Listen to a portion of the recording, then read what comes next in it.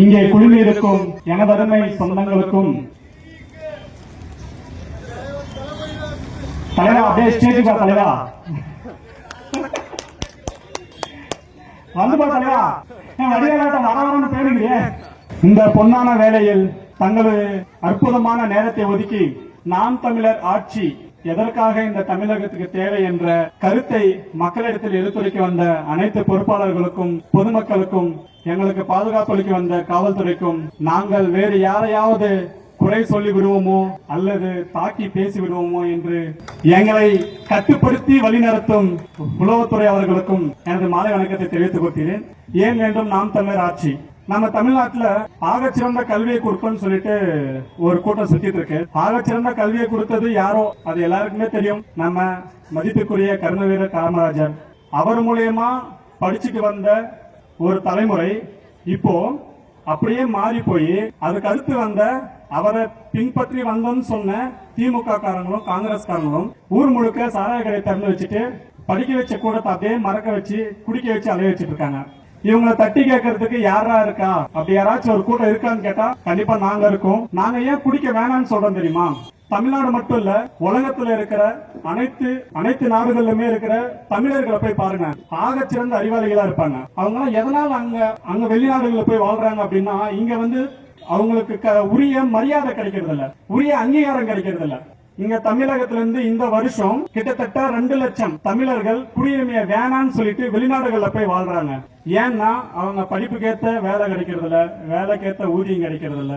இங்க மது மாது சூது, ஒரு கிரிக்கெட் விளையாட்டு நடந்தா ஆயிரக்கணக்கில் டிக்கெட் கொடுத்து வாங்கிட்டு போய் பாக்குறாங்க. ஒரு உழவர் வந்து தெருவில் நின்று போறான்னா எனக்கு என்னடா ஆச்சுன்னு சொல்லிட்டு நடந்து போயிட்டு இருக்காங்க. இங்க விளையாடுறவனுக்கு இருக்கிற மரியாதை விளைக்கிறவனுக்கு இருக்கிறது இல்ல. இந்த விளைக்கிறவங்களை மதிக்கிற ஒரு கூட்டம் இருக்குன்னா அதுதான் எங்க நாம் தமிழர் கட்சி. கல்வியில சிறந்த மாணவர்களும் சரி இளைஞர்களும் சரி இதே தமிழ்நாட்டில் இருக்காங்க.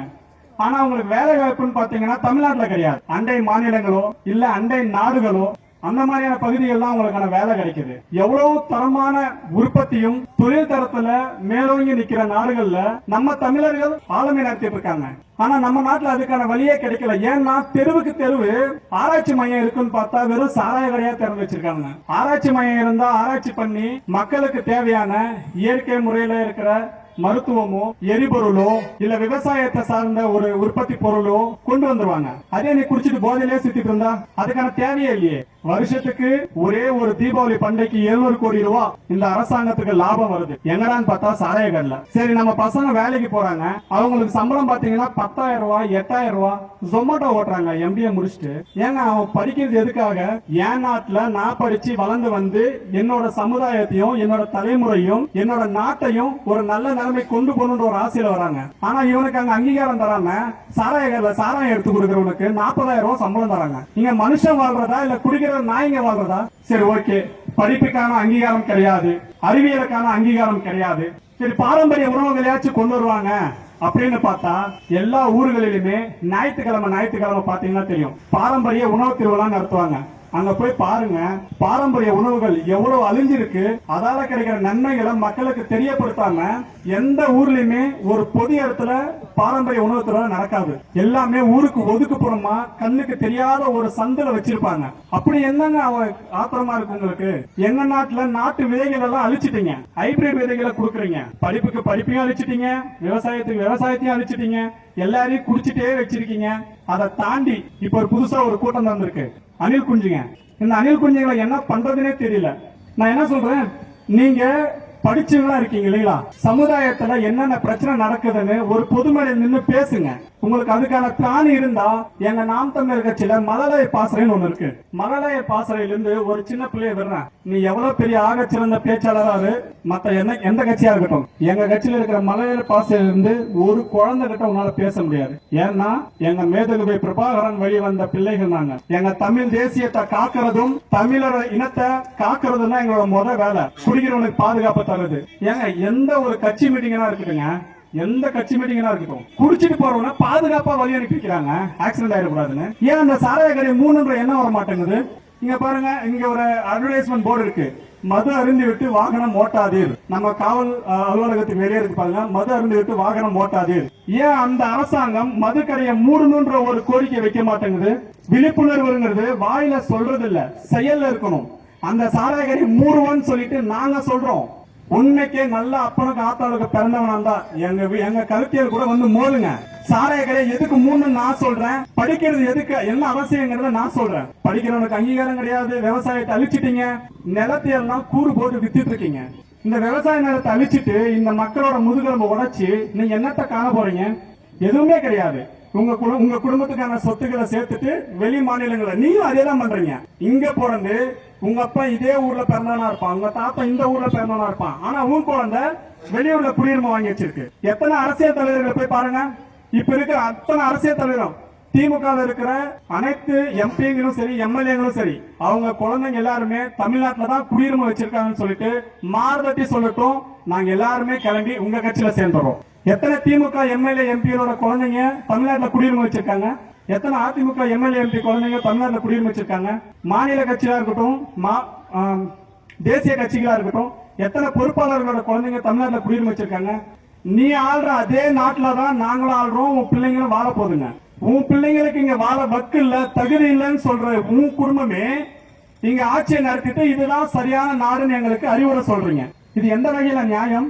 சரி, ஓகே, நீர்நிலைகளை காப்பாத்துறீங்களா? அதுவும் கிடையாது.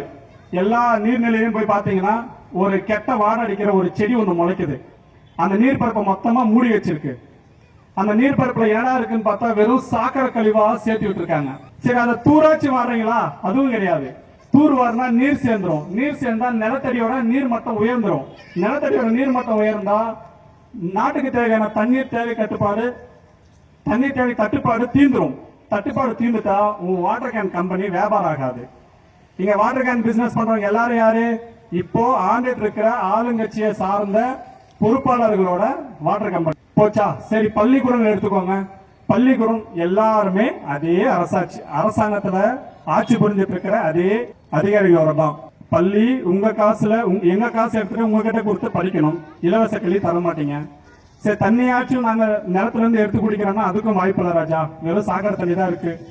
ஒரே ஒரு பாத்திரம் தண்ணியை கொதிக்க வச்சீங்கன்னா 2 கிலோ உப்பு தேரும். அந்த அளவுக்கு தண்ணியோட தரம் கெட்டு போச்சு. ஆனா வாட்டர் கம்பெனிக்காரனுக்கு பல ஆயிரம் லிட்டர், பல லட்சம் லிட்டர் ஒரு நாளைக்கு சப்ளை ஆகுது. அது எல்லாத்தையும் ஏத்துக்கிறாங்க. இது நான் சூளகிரில இருக்கேனா இல்ல நேபாளல இருக்கேனா எனக்கு ரொம்ப பெரிய சந்தேகமா இருக்கு. நாங்க 4 மணிக்கு பொதுக்கூட்டம் ஆரம்பிக்கிறோம்னு சொல்லியிருந்தோம். சில பல காரணத்துக்காக ஒரு 1/2 மணி நேரம் லேட் ஆச்சு. சரி, அப்படியே நின்று அப்படியே வேடிக்கை பார்த்துட்டு இருக்கோம். என் கண்ணுக்கு எத்தாப்புல போற அத்தனை பேருமே இந்திக்கார பயிலாகலாம். இப்ப நான் பேசுறத கேட்கறது கூட எங்க தமிழ்காரங்க எனக்கு சந்தேகமா இருக்கு. வெறும் இந்திக்காரமா என் முன்னாடி பார்த்துட்டு இருக்கான். அவங்கிட்ட நீ வணிகத்தை பண்றன்ற பேர்ல உன்னோட மொத்த பணத்தையும் அவங்கிட்ட இறக்க போறீங்க. அவனுக்கு வீடு கட்டி வாடகை சம்பாதிக்கணும்னு என்ன பண்ண போறீங்க? 5 பேருக்கு 2000 ரூபாய் 3000 ரூபாய் வாடகை வாங்குறீங்க. அவன் 5 பேர் என்ன பண்றான்?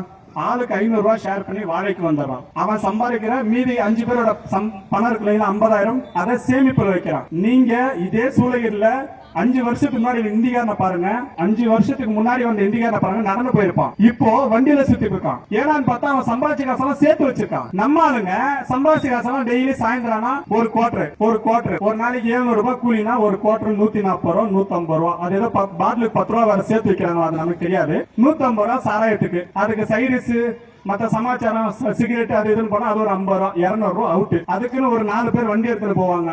வண்டியில போறவங்களுக்கு பெட்ரோல் அதுக்கு ஒரு 100 ரூபா அவுட், 300 ரூபா அவுட், மீதி 400 ரூபா இருக்கும். அந்த 400 ரூபாய் வீட்டுல எடுத்து போய் சேர்த்தா என்ன பண்ணுவாங்க?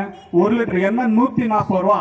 அது நான் சொல்றது பாமாயில் எண்ணெய். அதே சன்ஃபிளவர் அந்த சமாச்சாரம் 180 ரூபா விற்கிறாங்க. 140 ரூபா 1 லிட்டர் எண்ணெய் வாங்கி ஒரு குடும்பத்தில் எத்தனை நாள் சாப்பிட முடியும்? அவன் சம்பாதிக்கிற பணத்தை சாப்பாட்டு செலவு கூட கொண்டு போக முடியாத நிலைமைக்கு இந்த அரசாங்கம் இங்க வச்சிருக்கு. இதை கண்டிக்கிறதுக்காக மட்டுமே நாங்க நாம் தமிழர் கட்சி ஆட்சிக்கு வரணும்னு கேட்டுக்கிறோம். அதே போல தரமான கல்வியும் சரி, தரமான குடிநீரும் சரி, தரமான மருத்துவமும் சரி, இங்க எதுவுமே தரம் இல்லைன்னு நாங்க மேடைக்கு மேல கத்திட்டு இருக்கோம். நீங்க சாதாரணமா கடந்து போறீங்க. இதே சூளகிரி அரசு மருத்துவமனையில பெரிய விபத்து நடந்தா உங்க உயிரை காப்பாத்துறதுக்கான மருத்துவ சிகிச்சை உபகரணம் இருக்குன்னு சொல்லுங்க.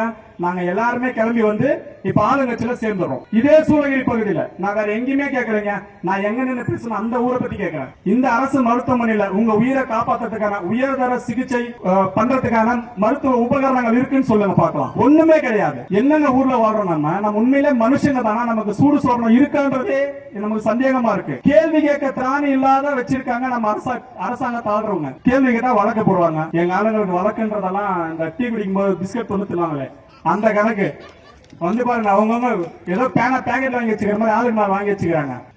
கொஞ்சமாச்சும் சூடு சுரங்கியா வாழுங்க. உங்களுக்கான மண்ணை காப்பாத்துறதுக்கும் உங்க மக்களுக்கான எதிர்காலத்தை அமைக்கிறதுக்கும் உங்க பிள்ளைகளோட வாழ்வாதாரத்தை காப்பாற்றுறதுக்கும் கண்டிப்பா நாம் தமிழர் ஆட்சி தேவைன்றத இங்க தெளிவுபடுத்துகிறேன். நன்றி, வணக்கம். நன்றி. அடுத்தபடியாக